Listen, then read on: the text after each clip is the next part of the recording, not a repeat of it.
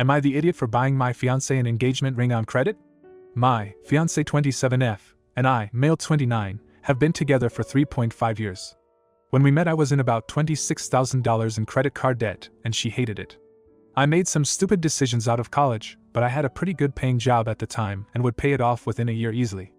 Almost broke up with me when she found out. We had been dating for 6 months then. She is weirdly allergic to debt or something, has a credit card but almost never uses it, and refuses to even get an auto loan. Her car was paid in cash and she paid off her student loans already. I don't find being in a bit of debt so bad as long as I know I can pay it off soon, but she hated that I was in debt, and I basically had to beg her to stay and promise I would pay my debts. I did it within a year and we were fine. Financially she finds me wasteful and I find her really cheap. She never eats out for even something small and will starve herself if she is shopping at the mall and waits till she gets home to eat something. She never drinks or even has a coffee because she finds that stuff expensive. She always shops secondhand and pretty much compares all prices before buying anything. The crazy part is she makes $110,000 as a manager at a consulting company.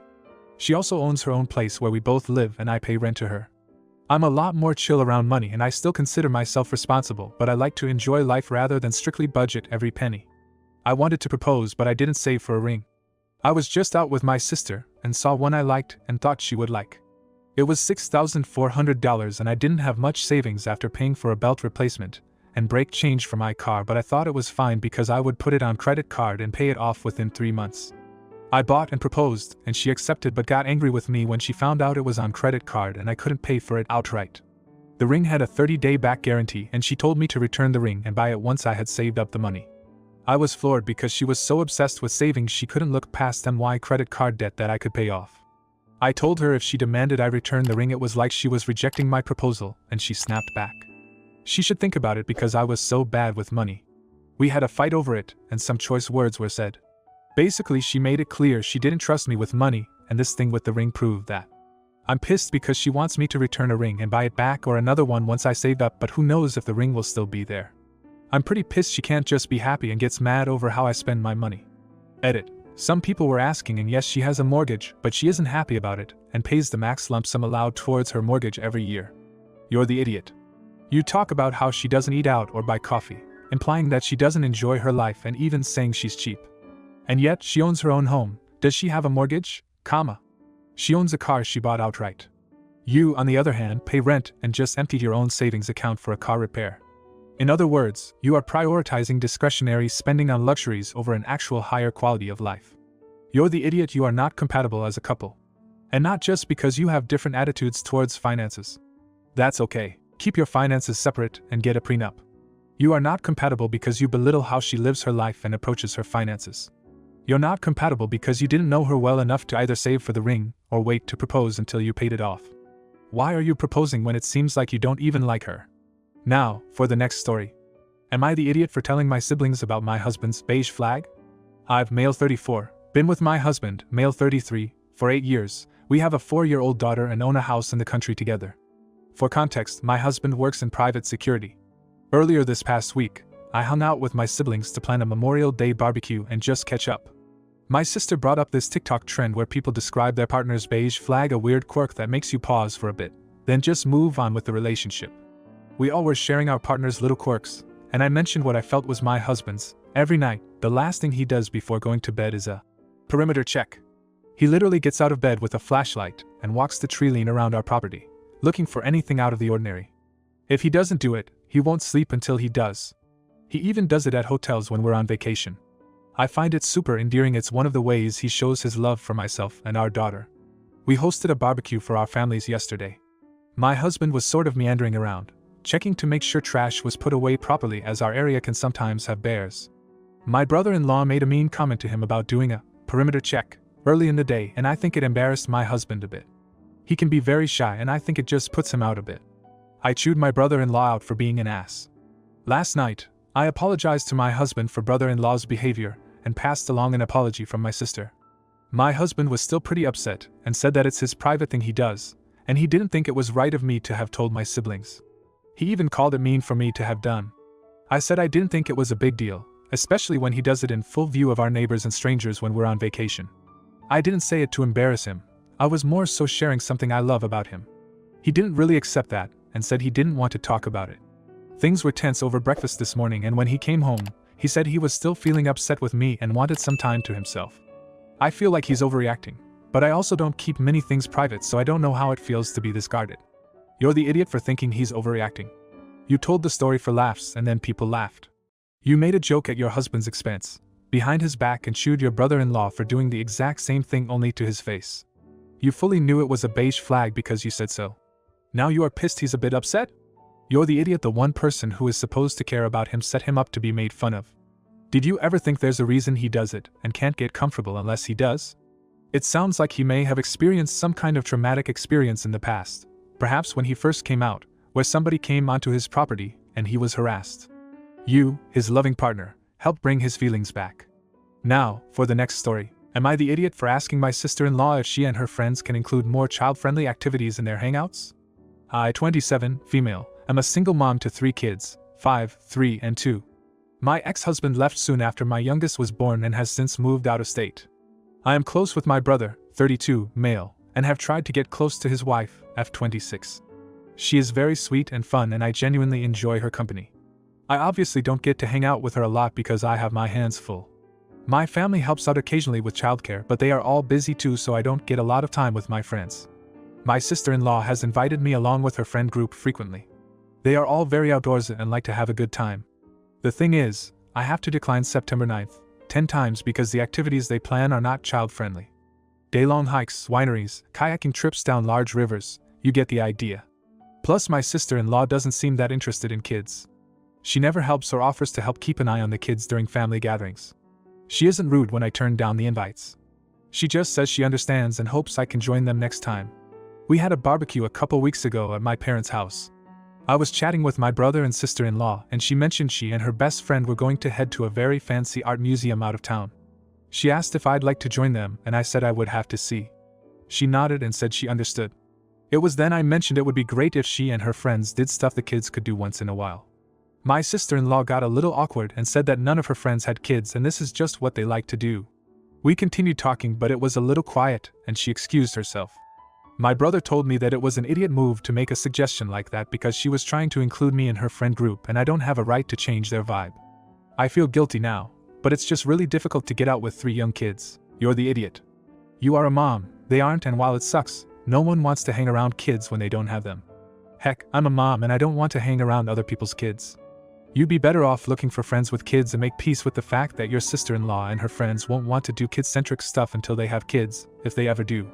You're the idiot reluctantly because I've seen this happen and it can be isolating to not have friends because being a mom changes everything, but you can't ask a group of child-free girls to include more kid-friendly things because they are inviting you and not your kids. She doesn't have to help you with your kids or make accommodations with her friends for your kids. Now, for the next story.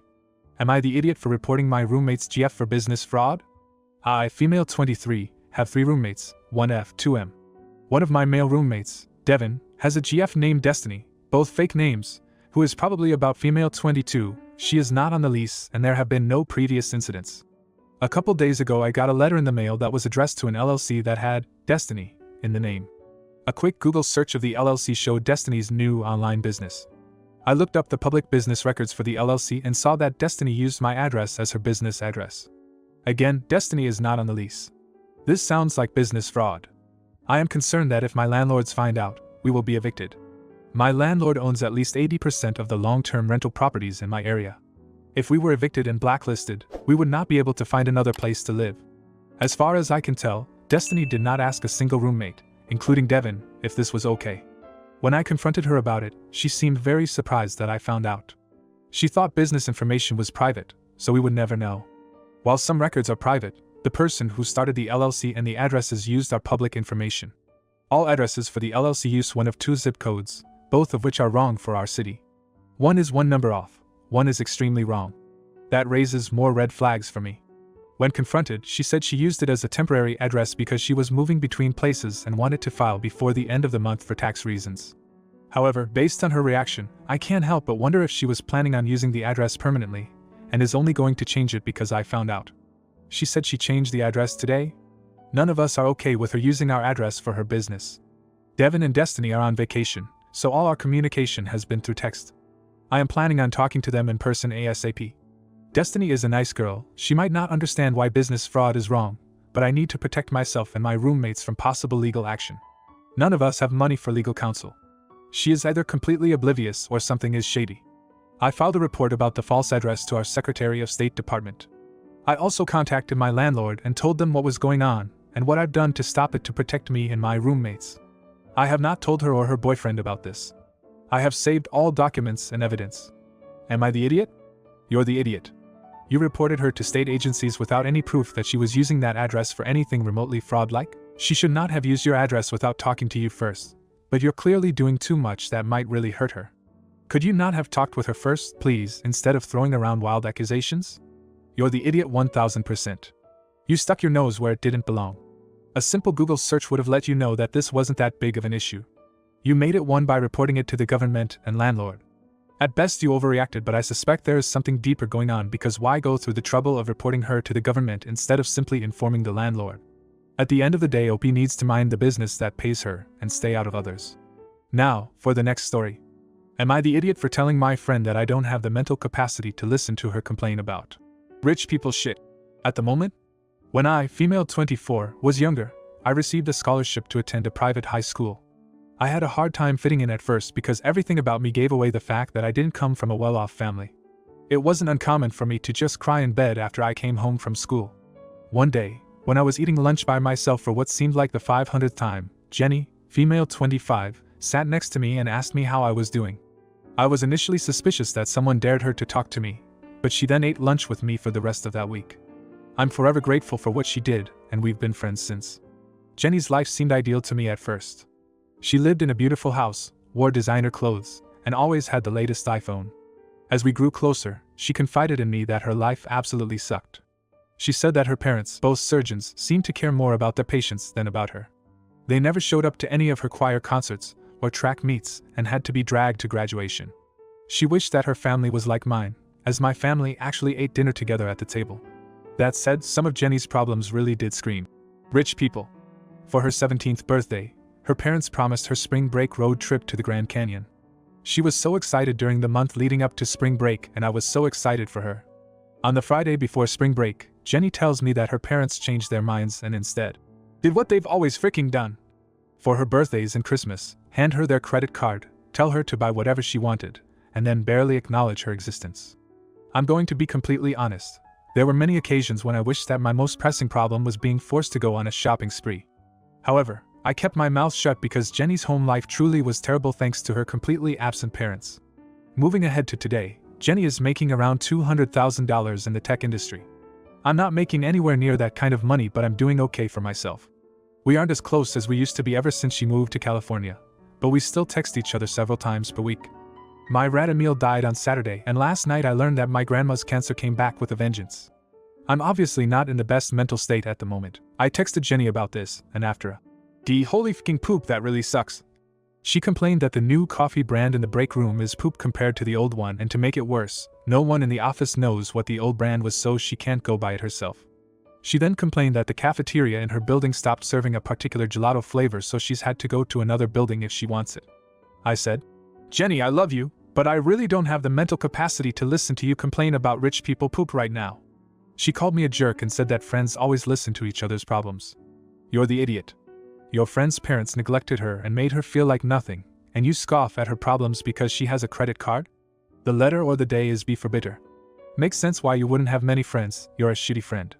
Everyone sucks here. Well, I think it was insensitive of her to immediately change the subject and complain to herself. I think you were off base with it being a rich people. Think she was just complaining about mundane, typical work annoyances. Which again, not appropriate when you told her your news, but not really a rich thing. If you like this video, you'll probably like these too. Also, while you're here, please consider subscribing. It's your support that keeps this channel alive and allows me to make better and longer videos. Have a great day.